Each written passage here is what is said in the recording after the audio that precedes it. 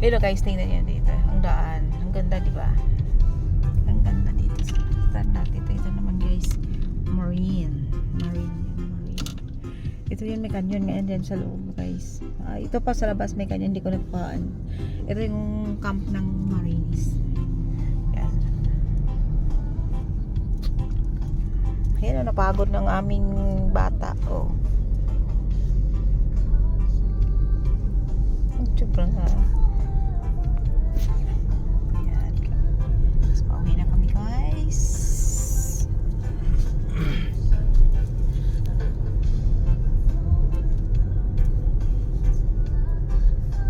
Ito yung daan niya, di papunta na niya sa kwan.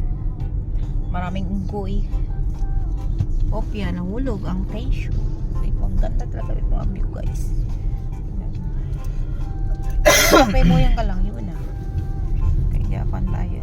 Ang ganda diba guys? Ang ganda.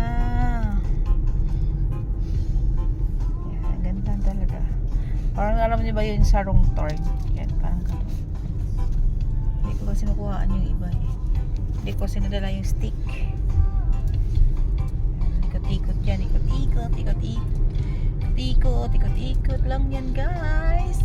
Alam mo, pumunta kayo dito sa Cavite. Ang daming ganda ng mga lugar dito. Kaso lang guys.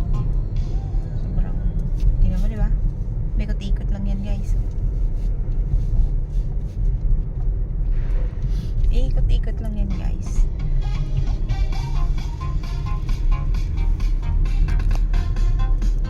Parang sa ibang bansa ka eh. Alam mo yung sa wrong turn. Yun, ganun yan. Hinaan mo lang yun kasi minsan hindi natanggap ng YouTube eh. Pag ano yung kanta ina-block niya eh. Yan, yan guys. Diba?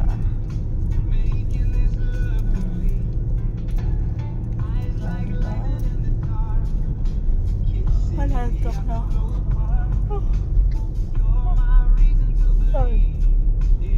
Ayan ang maambon ngayon guys dito sa Ternate sa may maambon.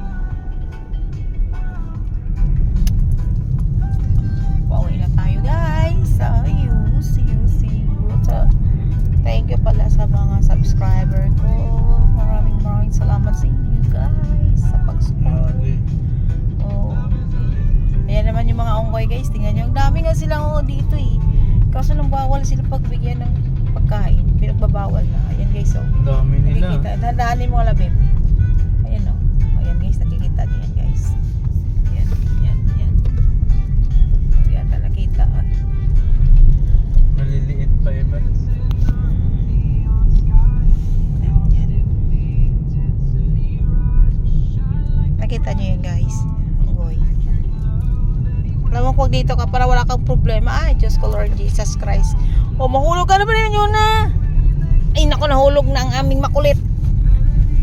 Baka kasi makulit. Upo lang ba? Wow. Yes. Diba ang ganda oh? Lumaw forest. Ayan, nakaupo yung ano. Ayun na. Yan.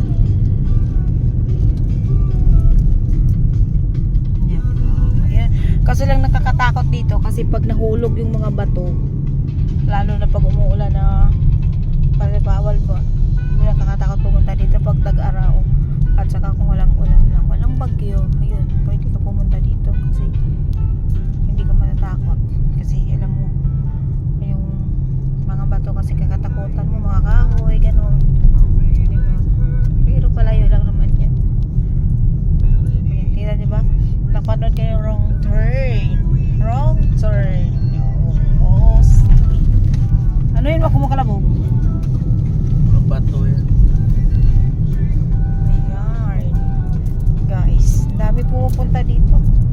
Pahulog ng tissue natin yun na. Hindi kayo makulit ka talaga. Yun, tatawo yan sa taas. Yan. Diba? Ayan. Ganun yan. Oh guys. Bato, magkalaglagan yan. Laki ng mga bato guys. Pati ilong ko malaki. Pati buta sa ilong ko nakikita yung laki ng ilong ko.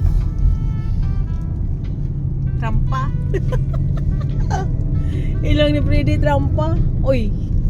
Nako, sorry na kay to, Freddy ah. Joke lang 'yon.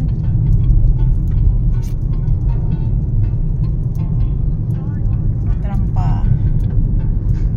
Grabe ilong ko. Trampa.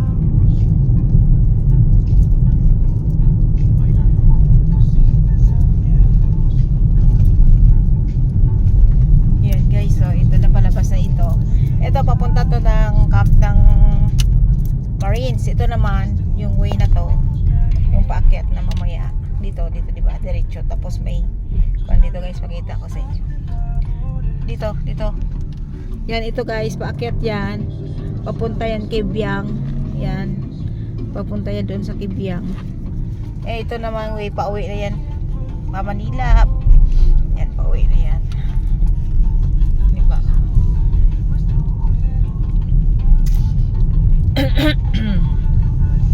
Maganda dito guys, pag may problema ka, matanggal yung mga problema mo kasi makikita yung mga dagat. Ang ganda mga views dito. Makita mo yung mga eagle, mga unggoy, napakadaming unggoy. Yun lang yung doon, yung mga basta magagandang tanawin. Tapos alam mo, parang may biringan. Parang may biringan doon, pero ang ganda ah. Ang ganda, parang pader. Alam mo ba yun, yung kanang dagat kasi. Yan guys, paliguan din yan sa taas. Diba? Daming paliguan dito, ilog, mga paliguan ng mga ilog, dami mga resorts dito na pwedeng paliguan. Ayan, may eagle, kita nyo guys. Hindi ko na nga nakuha kasi. Ayan guys, ayan, galing yan doon sa mga tunnel. Ayan dito, yan yung mga nakamotor na yan, galing yan doon sa Kibyang Channel. Hindi lang kami pumunta doon kasi nakakatakot yung daan doon, kasi alam kung bakit. Baka umuulan o may mga batong mahulog. Kakatapos lang kasi ng bagyo. Tibukan namin na umalis kasi dapat magsimba kami kanina, hindi kami tuloy nagsimba. Doon sa simbahang bato dapat kami magsisimba. Doon dapat kami magsisimba sa simbahang bato.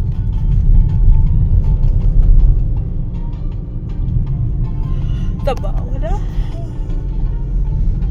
Ay guys, so really nantok ako. Pag nabiyaya ko, lagi ako ginantok guys. Nantok ako lagi. Palayo natin yung camera para hindi makikita yung butas ng ilong ko. Kailangan lagi ako naka side view para matangos ilong ko.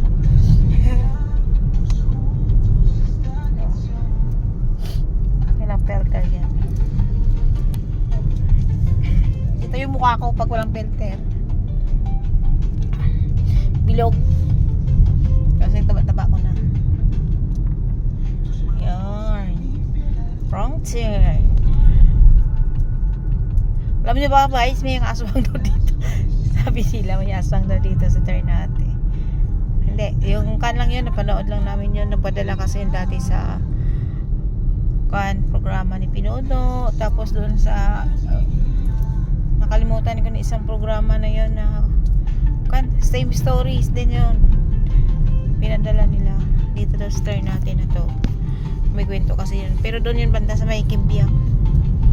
Tapos yung dito, 4 na babae daw magkaibigan, naligo daw sila dito sa Ternate din na to, naligo sila. Tapos nung umuwi na sila, nasiraan sila na sasakyan ayaw gumana. Tapos yung basta nasira lang yung sasakyan nila. Tapos habang gabi na, parang may lumapit yata sa kanila na matanda. Yun pala, aswang pala yun. Tapos hinabol sila, hinabol yung isa. Ay hindi, kwan pala yun, naki-CR pala sila doon sa kwan. Naka-CR pala sila doon sa may bahay dito bandang sa may Kibyang daw. Ewan ko saan banda yun, basta yun Ako na overhead pa ata sakyan ng maganda. tulungan. Wala pang kasama. Ay, kasama niya. Walang Overhead gas. nga. Overhead. Anak niya. Ay, itong motor siguro. Motor ang Utusan.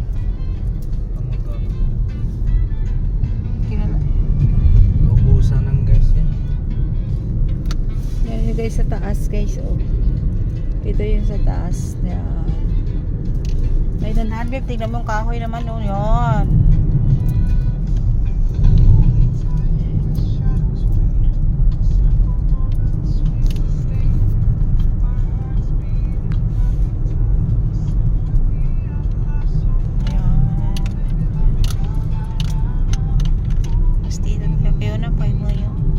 Tapos balik tayo sa kwento ko. Kwan daw pala. Di ba nasiraan yun? Di ba nasiraan yun sila ng sasakyan? Gabi na mga 6 o'clock or 7 na daw yata yun. Tapos nag-CR yung isa niyang kasama. Isa nilang kasama. Nag-CR daw doon sa bahay ng matanda. Ngayon, yung mag-asawa daw na yun, yung mahangin guys, di ba? Yung mag-asawa na daw yun. Sige, sabi niya CR ka lang ining, ganito ganyan. Sabi niya CR ka lang dyan. Nakabiruin mo, hindi na nakalabas. Hindi na nakalabas yung kaibigan niya. Pumunta naman doon, sumigaw yun doon. Tapos, as in talagang pinutulan na ng ulo. Yun, takot na yung tatlo. Tatlo na natira. Takot na tong tatlo. Tapos nung daw isave nila yung isa, wala na. Tapos talagang pinagtataga sila tapos ngayon tumakbo daw yung tatlo. Syempre mga babae yun. Tapos yung parang ano nga tawag dito sa Tagalog, yung takladon, yung paahon yung paahon. Yan. Siyempre, hingal-hingal sila. Tapos alam niyo ba, napunta sila doon sa kagubatan hanggat sa hinabol sila ng matanda. Ngayon, yung isa nahuli na naman. Tapos yung isa na naman nahuli. Tapos yung isa lang, yung dalawa, nakatakbo. 1, 2, 3, tatlo na yung nahuli. Yung isa nakaligtas. Tapos, nakaligtas yung isa. Nakita niya rin yung isang matanda na sa may bahay. Tapos yun, nauhingi siya ng tulong. Yun, tinulungan siya. Tapos sabi daw ng matanda, ang may isang bahay daw dyan, banda sa may baka. Hello, baka. Yan. Baka. Mawid pa yung lubid sa karsada. Naku. Delikado yun pag may motor tapos biglang tumakbo Ahon, angat talaga motor. Pati sasakyan, kamo. Putos. Hindi yan. Tinulungan siya hanggat sa kuan muna siya. Pinatulong na bukasan. Isa din sinamahan siya. Pero hinanap pa rin siya ng mga aswang. Yung mag-asawa na yun. Hinanap pa rin siya. Tapos nung nagsumbong sa mga pulis. Wala din yun. Hindi din daw yata na kaso yun kasi walang ebidensya daw. Kasi wala na rin yung mga kaibigan niya doon. Siguro, kinain na ng aswang lahat yun or tinakaw niya kung saan. Basta dito yun banda sa may Kibyang ang bahay daw.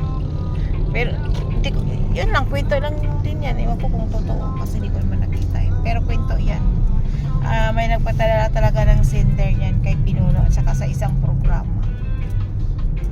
Ang mga kwento kasi ni Pinuno, puro true story kasi yan. Mga pinadala sa kanya, mga karanasan ng mga tao na may nakaranas ng aswang. Kasi hindi pa naman natin nakita yung aswang, pero ako naniwala ako may aswang kasi bakit? Probinsyana ako eh. Tsaka dami akong narinig ng aswang. Tsaka dati muntik lang ako makain ng aswang.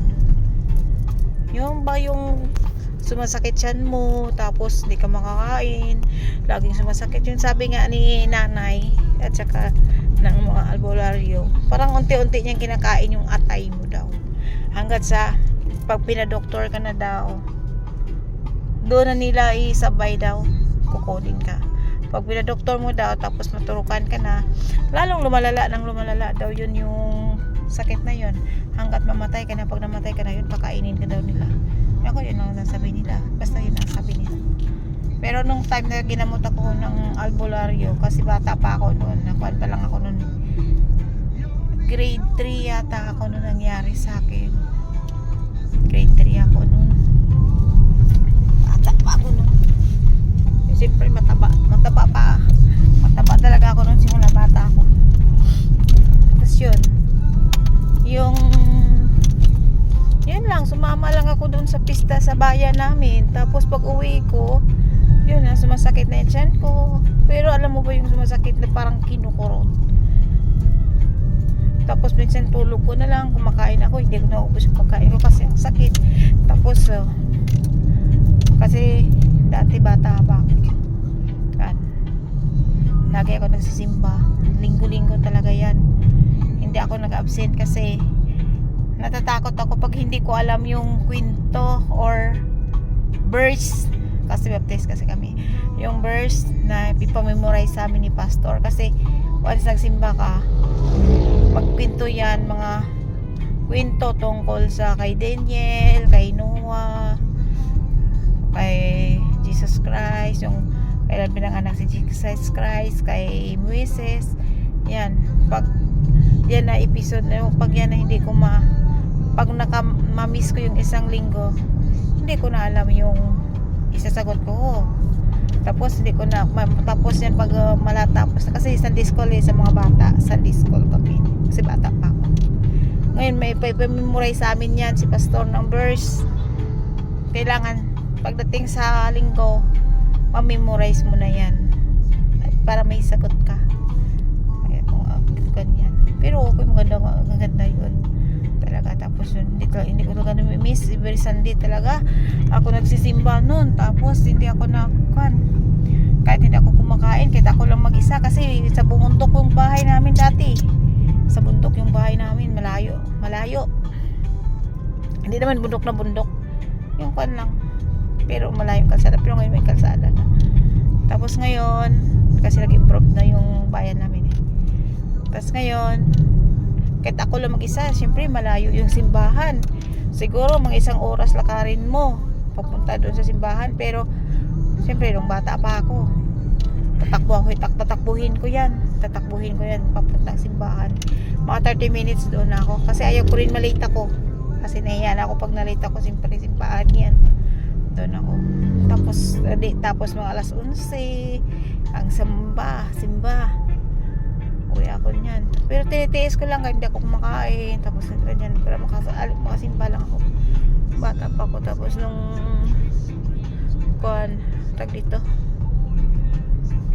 yun nga, yung nangyari sa akin na sumama ako sa tita ko sa bayan kasi pista yun. Umpisa ng sakit ng tiyan ko, wala man ang nangyari, hindi mo ko na LBM. Ganyan, masakit lang. Tapos mga 1 week na siguro yun, tagal na 1 week, hindi pa natatanggal. Kung ako rin yung gamot, ayaw pa rin matanggal. Tapos mga ginagawa, aso, yan ang ginagawa ni nanay sa akin. Hindi pa rin. Tapos sabi ko, kasi one time nagsimba ako, kahit na pumapasok ako noon, tinitiis ko lang sakit ng tiyan ko noon. Yung sakit talaga, akala mo ulcer, pero hindi ulcer yun. Tapos yun, nung one time nagsimba ako, walang tao sa bahay namin. Pag uwi namin, uwian na kasi. Tapos nagsimba, uwi kami. Tapos ako lang mag-isa sa bahay kasi sila nanay nasa sila eh. Nasa Uma. Alam mo yung Uma? Ay, Uma. Doon nang tanggal sila ng damo sila doon sa Palayan. Mga 11th or 12 yata yun. 12. Pagdating ko, kumain ako. Tapos nung kumain ako, hindi ko naubos yung pagkain ko. Ako lang mag-isa sa bahay kasi hindi ko naubos yung pagkain ko. Nakatulog ako. Ngayon pagdating nila nanay, dyan ako sa harap pagkain ko. Tulog ako. Ako lang mag-isa, bukas pa pinto. Alam mo na sa probinsya, ay kabayo. Kaya tayo nyo yan guys, kabayo guys. Oh. Yan. Tapos yun. Nung dumating si nanay, daming truck ko. Ano yan, basura? Yan, nag-aakot ng mga lupa. Quarry yan, sa quarry. Tapos yun na. Ito eh, simbahan. Simbahan, nag-iglesia yan.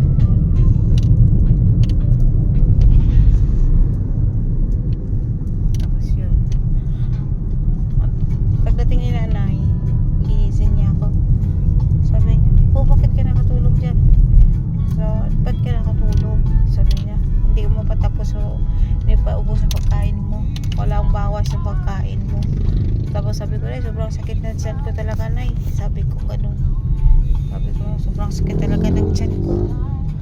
Tapos sabi ko bakit, sabi ni nanay ko bakit, so kaya ko na sabi ko isang linggo na to magdalawang linggo na sakit niya, tapos minam ko gamot ayaw naman, nilagyan ko ng efficacent ayaw naman, lagyan ko kung ano-ano ayaw makatanggal, pero masakit talaga. Sabi ko parang kinukurot, sabi ko ganun.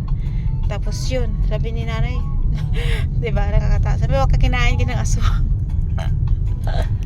sabi nanay, sabi ko aswang kainin. Yan nga yan, kasi siyempre nung mga kaluluhan namin ng mga matanda talaga, yun lang ang paniniwala nila, di ba? Kahit albularyo, di ba? Nag-albularyo. Tapos yun.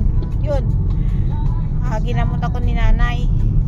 Kinuha niya ako ng 7 bunlaw, 7 luya, 7 tugis. Ano yung tawag? Basta tugis sa amin, parang luya yun. Sige daw. Pas. Tapos luya 7 rin. Ano pa ba yun? Mga ginamot ni nanay sa akin. Alam nyo guys, imposible guys mo. Oh, nagbaha yata Oh, baha. Yan babe. Hindi malabo tubig. Galing bundok Tapos yun. Yun na guys. Ginamot ako ni nanay. Alam mo ba napakakinis gabi. Napakakinis ng dahon. Walang kakalmot-kalmot. Paglagay na walang kakalmot-kalmot. Lahat walang damage as in wala as in. Puti ang bayan. Kuwan yan, anak ng araw. Anak ng araw. Anak araw na. Oo. Pati yung mata andito niya, kilay niya puti. Anak ng araw yan. Hindi masilaw sa ano yun? Araw? Hindi. Ewan ko, saan ka? Silaw yun. Tapos yun na.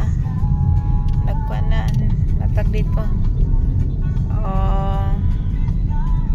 Natag dito. Ginamat ako ni nanay, no? Ginawa ako na mga dahon-dahon na yun, yung pito-pito. Kasi mga lolo ko dati magagamot din sila kasi magagamot sila. Tapos ngayon, albularyo. Tapos ngayon, napakakan talaga, as in wala talagang kalmot, walang damage or whatever, wala talaga. Alam niyo ba nung kinuha ni nanay yung gamot na yun, ang mga dahon na yun, alam mo, panay bakat ng kuko, pati yung luya na yun at saka luya yung dilaw, at saka tugis yung sabi ko, tugis yun sa Iloilo tugis. Hindi ko alam ko ano Tagalog nun, ano English ka tugis. Tapos yun guys, nagtaka nga ako, sabi ni nanay, di ba? Sabi ko sa'yo, unti-unti kaninang kukunin sabi ni nanay sa akin. Kasi nga, ang ganda ng katawan ko. Taba talaga ako noon, bata pa ako. Tingnan mo ngayon, syupaw pa rin mukha ko. Ang dami nagigigil sa akin, bata pa ako Cute ko daw. Cute ko daw kataba. Tapos yun. Lagi lang ako nabate dati. Tapos yun, nung kasi dapat ibabad mo yan Ay, Diyos ko, ama. Tanggal yung tambutso nila. Init niyan sa hita ng babae. Hello. Ay, Diyos ko. Lord Jesus Christ. Init nun. Dahan-dahan, babe. Oh, ama, Nalubak. Ingatan mo kami, Lord Jesus Christ. Nalubak, naputol yung tambutso. Buti na, hindi tayo nakadikit. Tapos yun na. Overnight yun Overnight. Pagka overnight, mga umaga. Ano nga pag kinhampol sa Tagalog? Huh? Yung hampol? Yung ilagay mo ba dito sa tiyan? Ewan mo, ano tawag na? Ampol yung, di ba, maglagay ka dito sa noo? Yung parang siwang kipweng. Yan, parang may siwang kipweng ka, nilagay ni nanay yun sa tiyan ko. Dito sa tiyan ko nilagay ni nanay. Alam mo ba guys, maniwala kayo o hindi, mga minuto, mga isang oras siguro, isang oras ng katagal, wala na, hindi na masakit tiyan ko. Yun na, tuloy-tuloy na hindi na masakit yung tiyan ko. Tapos yun nga, kasi pumapayat na ako noon kasi biruin mo, hindi ako makakain. Kasi nga, ang sakit ng tiyan ko palagi, ang sakit-sakit lagi ng tiyan ko. Tapos yun,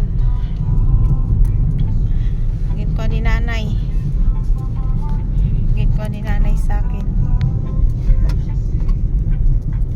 Ginamot ako nanay yun, nagaling na ako sa anong Diyos. Tapos yun, nag-iingat na ako. Pero ngayon guys, alam mo ba, pag umuwi ako doon sa amin, kahit lugar ko yun, hindi ako kumakain kahit saan. Isa lang kinakainan ko na lugar. Kasi takot ako eh. Mga disparates lang naman talaga yun na mga pero totoo talaga yun. Pero hindi pa naman natin nakita yung aswang. Hindi ko naman talaga nakita yung aswang na nagpasa ng tao. Pero naririnig ko yung mga tik-tik paggabi. Alam mo naman sa probinsya kasi 6 o'clock, 7 o'clock, sobrang sobrang gabi na doon. Parang gabi na ba? Dito lang sa Manila kahit hanggang umaga magdamag dito, kala mo araw pa rin eh. Pero sa probinsya sobrang na talaga. Sobrang dilim na pagsapit ng 6 o'clock. Ayan, mga 6 o'clock, 7 o'clock. Naku, Diyos ko doon, nung umuwi nga kami nakaraan doon eh. Alas 6 pa nga lang, nandyan yung aswang, gawakwak ni. Matapang pa ng busis. Wak, ganun, mga ganun yung mga busis nila. Naku, takot pa naman ako dyan. Kaya probinsya, mga ganun yun. Yung mga paniniwala ng mga tao sa probinsya na naniwala sa may aswang. Totoo daw talaga yun. Marami pa akong kwento sa mga tungkol sa mga karanasan ko doon. Tapos mga kwento din ng doon. Kwento din ng mga kamag-anak namin. Mga nangyayari din sa kanila. Pero one time niya totoo daw talaga yun nangyari sa kanya. Ano ba naman, second cousin yata namin yun. Hindi ko i-mention dito kasi baka magalit. Kaya second cousin yata namin yun, hindi nagsugal daw sila. Kwento lang yun kwento lang sa akin nung. Pero totoo daw talaga yun, nangyari. Kahit si nanay, kahit siya nagkikwento lang na totoo daw nangyari yun. Paano kasi nagmamayabang habang sa sugalan daw, sabi daw ng kalaro niya. Sabi niya, nako, ikaw Berting. Hindi ko niya is Berting. Ikaw Berting. Jesus ikaw Berting, sabi niya.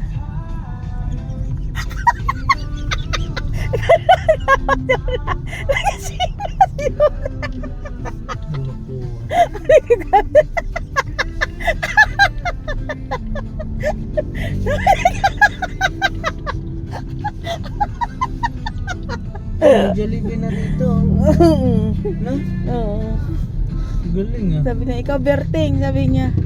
Gabi na hindi ka pa umuwi. Sabi niya ganun daw. Ngayon, sabi daw ni Berting. Sabi niya, mamaya pa, maaga pa.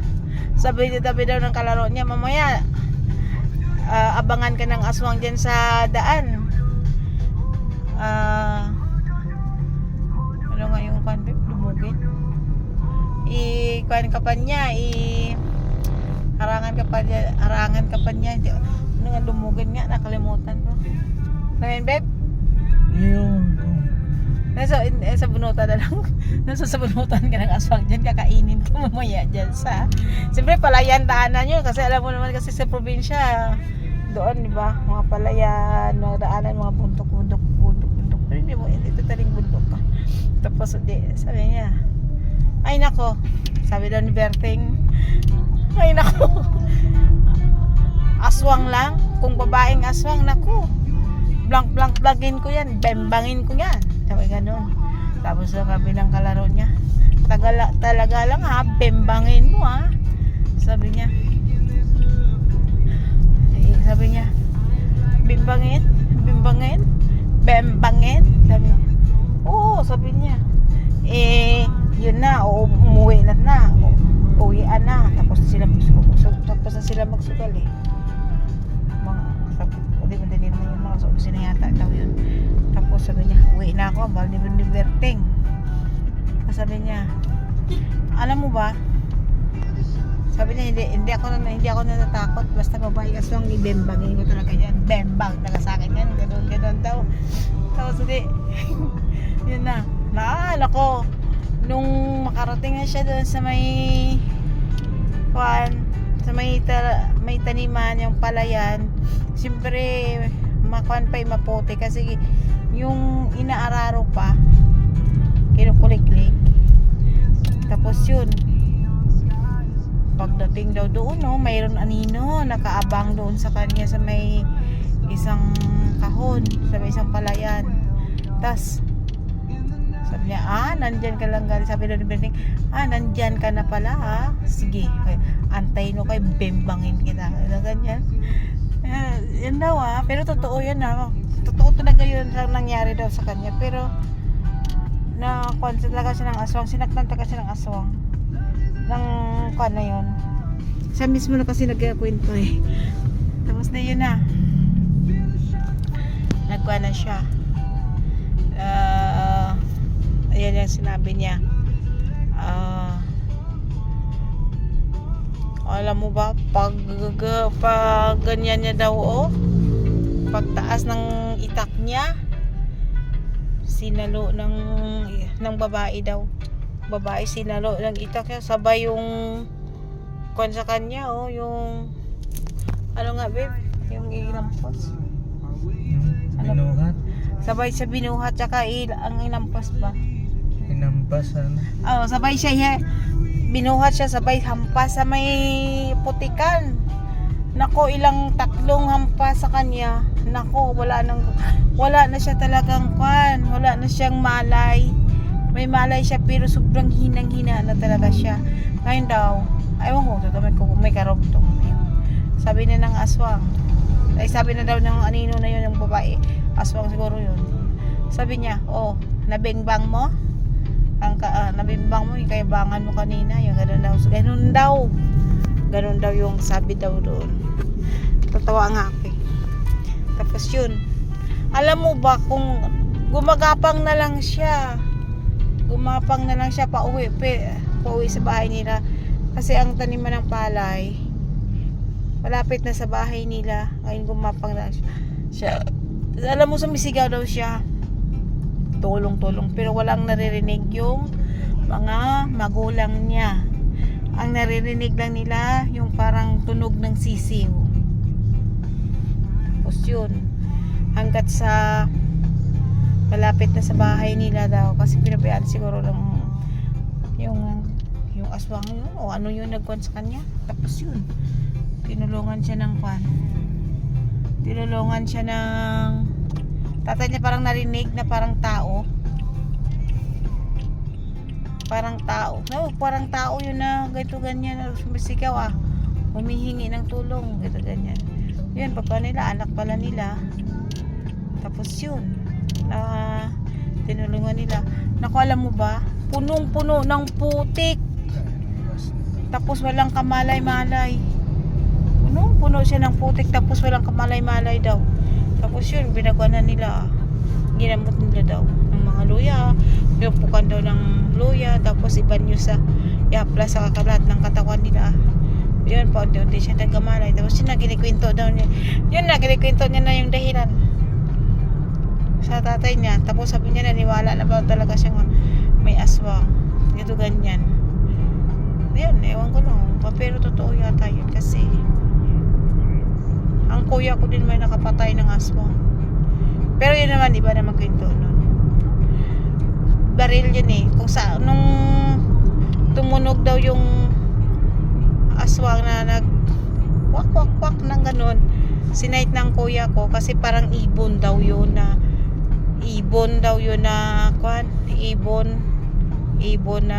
lumilipad na parang bilog. Nung binaril daw ng kuya ko ng 22 na baril, 22, hindi, yung dibomba ba? Yung dibomba? Air gun. Yung air gun. Pero natamaan talaga siya. Nahulog talaga yung dugo doon mismo sa harap ng bahay namin. Nagtaka si nanay bakit ano daw yung nalaglag doon. Nung lumabas sila kasi gabi na yun mga 9 o'clock yata ng gabi yun. Ulan dito. Oo. 9 o'clock yata ng gabi yun. Lumabas sila tapos sumigaw ang kuya ko. Nay, nandyan yung aswang. Ito ganyan. Yun, paglabas nila tamang-tama nandyan yung buo ng dugo. Tapos parang sabi ni nanay parang may nahulog na doon papunta doon sa may bangin na parang bilog. And doon daw siya pumunta. Yun, alam mo yung nakasabihan sa probinsya, ito ganyan. Yun, may pagkakuan daw pagka kinabukasan, yun, may na kuan na kumalat ng mga balita na si ganito si ganyan, wala na kasi ganito ganyan, kasi hindi na sabihin yan kasi alam mo naman di ba walang naniniwala kasi minsan nga kasuhan ka pa nga pag halimbawa ito tao na to kunyari sabihin aswang tapos iturok aswang, siyempre pwede ka makasuhan yan kasi wala kang ebidensya, bawal yun. Pero totoo talaga yung may aswang. Yung ibang sa mga naniniwala sa mga kwento. Okay guys, salamat. Thank you sa pagpanood nyo sa akin. Thank you for support my channel. Salamat sa mga nagsa-subscribe, likes, and share. Thank you so much. God bless. Supportan nyo pa guys. Thank you so much. Happy Sunday. Bye-bye.